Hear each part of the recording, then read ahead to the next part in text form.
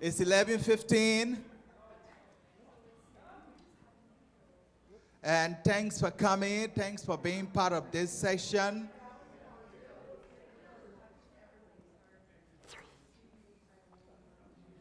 Thank you so much for your time. Thank you so much for coming.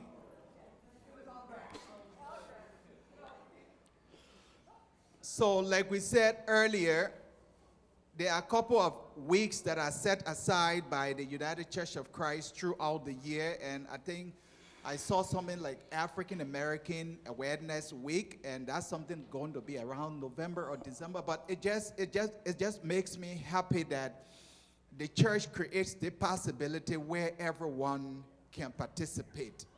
So this is so great that today this is Disability Week, Disability Awareness Week in the UCC, and we are glad to have Ben Anderson to do for us our presentation. And we want to say thanks for coming, and let's give Ben a hand of applause. Ben, thank you.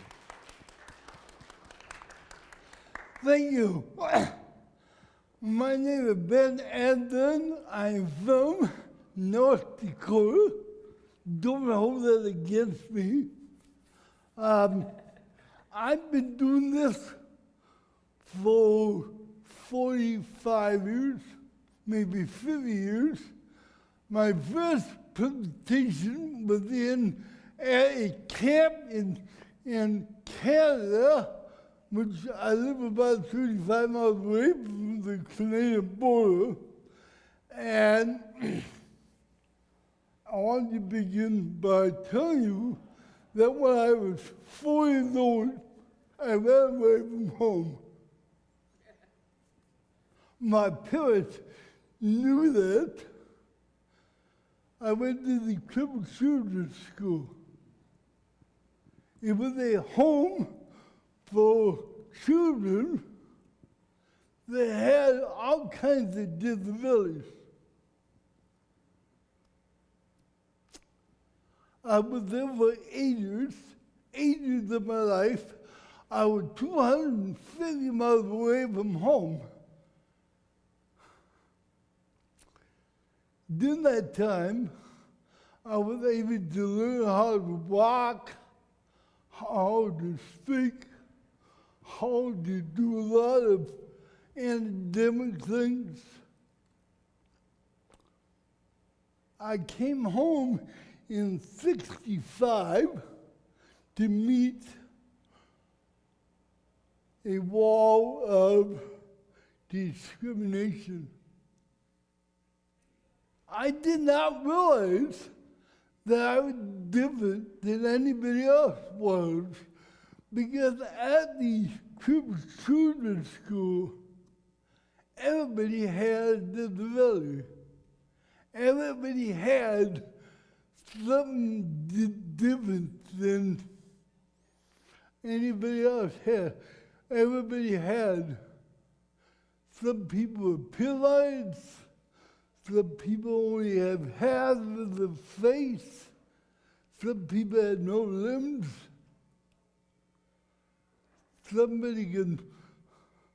My best friend was born paralyzed. He used to slide down in his chair and roll on the floor faster than you could run. And he could write his notes by putting the pencil in his mouth, and he wrote faster than you could.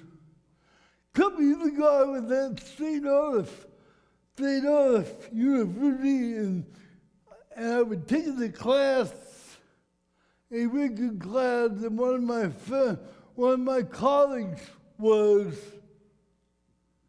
had no arms, so he wrote with his toes, and he could keep up taking notes faster than anybody else that I could ever do. If I took notes, nobody could read them. Not even me. Sometimes I couldn't even read my notes in college. But I want to go back. In 65, they realized that I was the only disabled child in class, so they put me into what they call a special ed class.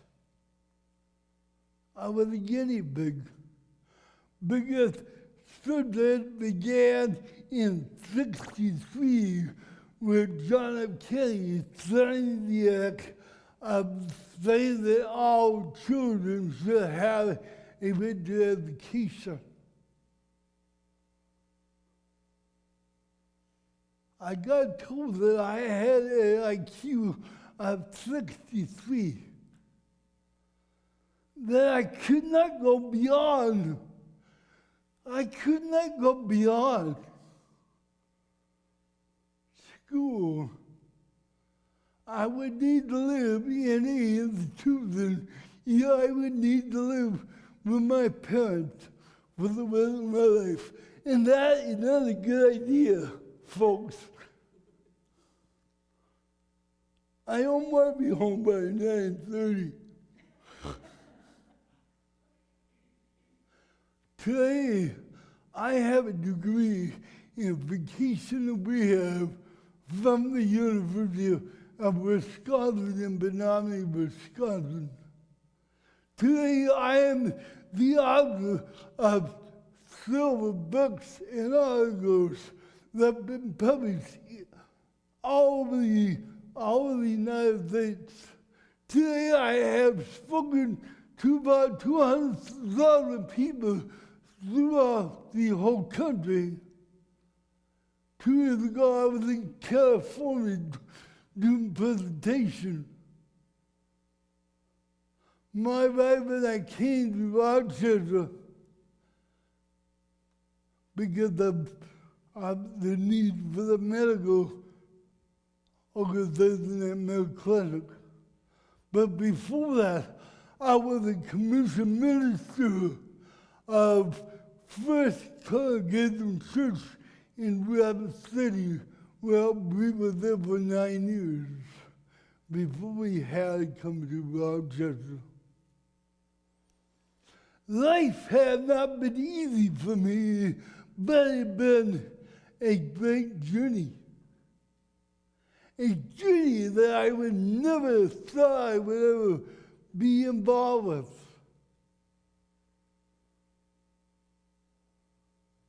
I could not figure out a job for me. I went from job to job and I could not figure out what I wanted to do in life. So I began my own non-profit organization called Breakthrough Incorporated in Minneapolis, Minnesota, when I was living in Minnesota. When I was in Minnesota about 40 years ago.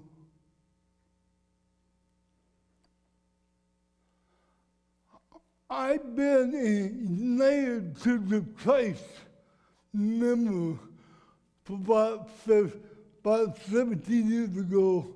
I became a UCC. Some of my colleagues said, I saw the light. Oh yeah, it's pretty bright. Yeah, you can laugh when you want.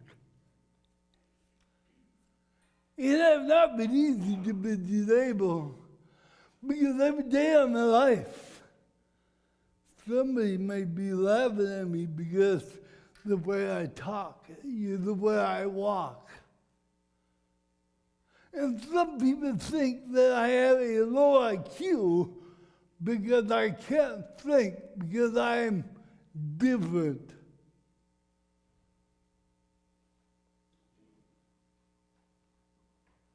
But how wide is a welcome? How wide do you reach out to be able to touch the untouchable person? And the gospel today was delivered.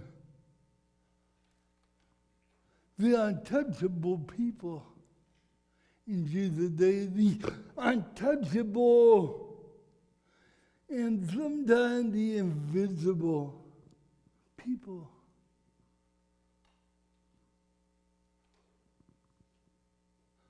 Many years ago, many years ago, I that was, let me give me a glass of water, please. I'm sorry, but I'm, how much time do I have? You got like 15 more minutes. Oh, good. Before the hook came down, I was given the Bible study with the bottle of Gulp, and the news reporter was in a corner writing out the stuff down. And about a month later, I opened this magazine, and my article was in this magazine. And I was talking about the blind men that were blind. And the cousins that they came and said, "What happened to you? You must be a sinner." And then they blamed mom and dad. My mom and dad did not want to get involved and said, "I'm okay."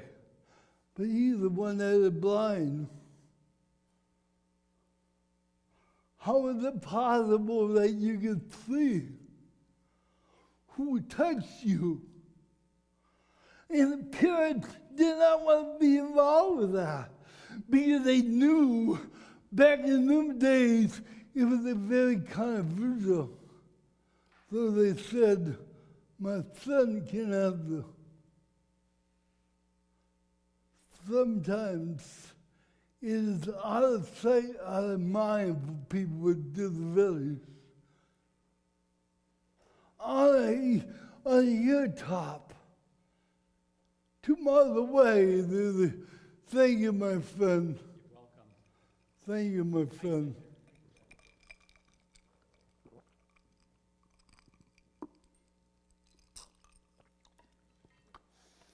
Thank you. Many times it is out of sight, out of mind. But I'm thankful. I'm very thankful for the United Church of Christ that brought us together in Columbus. And they brought it together in New Jersey. They brought it together to celebrate the gifts and the talents that we have. One of the more pioneers people in the United Church of Christ was here a year ago. What was his name? He was no arms. I heard him speak once in Kansas City at a convention. And he was telling about the time that he was preaching in the congregation, and somebody said, "Man, he's stuck up, he won't shake hands." And so he took out his shoe and put his foot up and said, "Shake my foot." And I was in the lobby one night, in the lobby, and he reached into the pocket and pulled out a dime to be able to call home. To me, that was revelation. That tell you the people with disabilities can do whatever they want, and they overcome their disabilities. Is there any questions before the hook would come back and hook me back up? Is Is there any questions? Is there any question? Do we want to ask Ben a question? And I think it's a great moment if we want to ask him. Other than that, I will start with question. Ben, you said something that quickly took my phone to write down. When you said, life has not been easy for me, but it has been a great journey. A journey I didn't believe I could make. That's what I quickly took my phone to write. It is a journey that many people did not think I could make. Because when I was 4 years old, they made a judgment that my IQ would be 63. So what? My book. So what? You can buy it. If you want to, you can do whatever you want.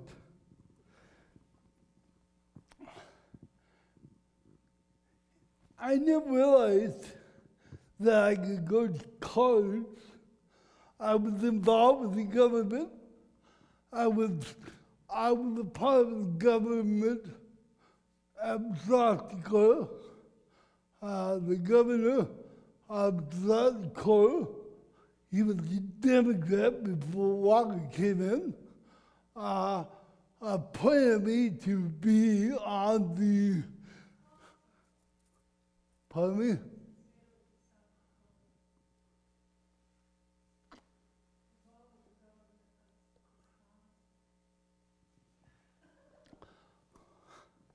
I was on the rehab committee for the state of Wisconsin, and served there for 9 years before I had to resign to move to South Dakota, where I was commissioned within my congregation at that time. So I've been very blessed. I have been married for 16 years, and we have traveled all over the United States, and I've been very blessed. Great. Thank you. Question? So when you were this little child in the school, did you feel loved? I mean, did the staff treat you well and you felt loved? Oh yeah, I mean it was the most marvelous school on earth. I mean, we were able to bring up our toys from home. We were able to call mom and dad whenever we wanted to. I think it was every 2 weeks. The joy of my life was I was invited back by the school to speak to the senior staff people about my life beyond the school. The Christian Children's School began by a lady that had no arms and no legs. And they had K through 12, and there were 95 students from all over the nation. Now with mainstreaming that came into effect, now they have specialized in people that are very fragile, that need very specific care. My wife and I have been there in the last 12, 14 years to be able to experience the kind of clientele that they have. But with the whole mainstreaming, stuff people with disabilities is now in the mainstream, and it is wonderful to have all kinds of individuals that make up the map and the words that God have gave us.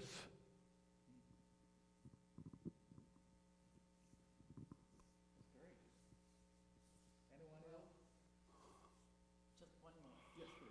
So what do you want the government to do? What can society, what should we know? What should our government know? What services are needed the most? The ADA Act, I was one of the very first people that saw the act. I saw the act on paper before it was even law. One of my professors was on a committee and brought the draft of that law to a class, and the ADA law that gave us ramps and telephone stuff and interpretation stuff and so on and so forth.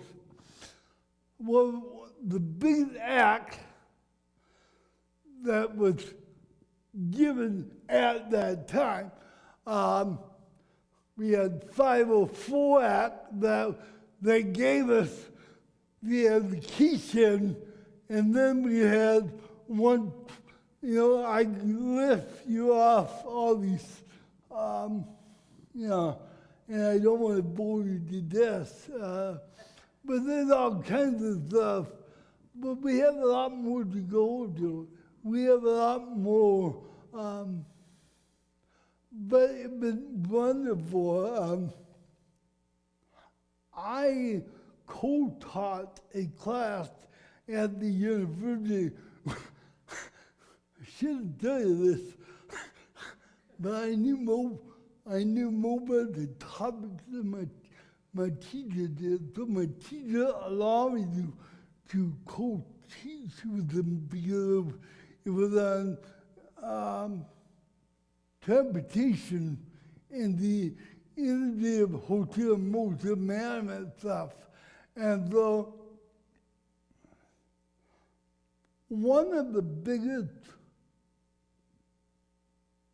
people that was against the ADA Act was the hotel motel management people. Biggest. And it's funny because one of the gurus is related to me. My cousin is a guru in the hotel motel, and the argument was it would cost them too much money to refit everything in the hotel, which was, but the biggest people that travel in the disability community is the biggest community that travel. And so there were the hotel motel people would argue against this stuff because as we get older, we become disabled in ways, and the hotel motel people realize that, and now there's all kinds of stuff available to us in the hotel motel industry. And I get going on and talking about businesses and so on and so forth. I've been concerned, lately I've been concerned with Mayo Clinic on a new program that we are hoping to get off the ground, but I don't have time to talk about that. But if you want to read my website is BenDAnson.com. And I do have my books a very funny thing. I would like to read it. You can give me whatever you want. I'm not picky. Thank you. Thank you very much, Ben.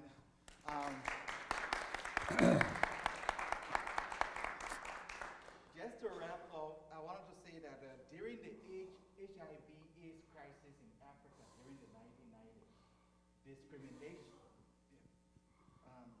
Sorry about that. During the HIV/AIDS crisis in Africa during the 1990s, discrimination was a very, very big issue. And people were staying away from people who were HIV positive because HIV at the time was like a death sentence. So there's a pastor who went to church that morning and preached on the theme, Jesus was HIV positive. The whole church was like, what are you talking about? But he just was speaking from the text that says, during the last days, Jesus would say, I was hungry, you did not give me food to eat. I was in prison, you did not visit me. All the other ones that follow. But Ben, I want to turn to you and say that this is the theology the United Church of Christ has. And I'm glad that you came forth to acknowledge how grateful you are to the United Church of Christ. And we want to say here at Peace, you are loved, and we love you so much. And thank you so much for your presentation. Thank you very much. Let's clap for Ben.